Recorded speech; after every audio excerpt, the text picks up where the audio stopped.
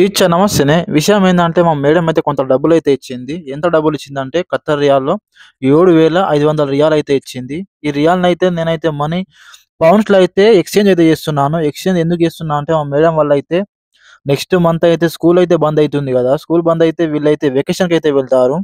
నేనైతే డబ్బైతే కౌంట్ చేసుకుంటున్నాను. 500, 200, 100 ఇట్లయితే ఉన్నాయి. డబ్బులు కౌంట్ చేస్తే మనకైతే 7,800 అయితే వస్తున్నాయి. కానీ దాని మీద అయితే 7,500 అని ఉంది. అయితే మా మేడంకైతే ఫోన్ చేశాను. మేడం మీరు ఎంత డబ్బులిచ్చిర్రు అంటే 7,800 అని చెప్పింది. అయితే మనం పిచ్చోళ్ళం ఇక్కడ. ఆ బుక్ మీద అయితే 7,500 అని ఉంది. ఒక్కొక్కళ్ళు ఏమనుకుంటారంటే 300 మర్చిపోయి అయితే ఎక్స్‌ట్రా పెట్టిందని అనుకుంటారు. కానీ అలా కాదు. వాళ్ళైతే ప్లాన్ కొద్దీ పెట్టిర్రు. అక్కడ రాసేటప్పుడు అయితే రాంగ్ అయితే రాసింది కావచ్చు.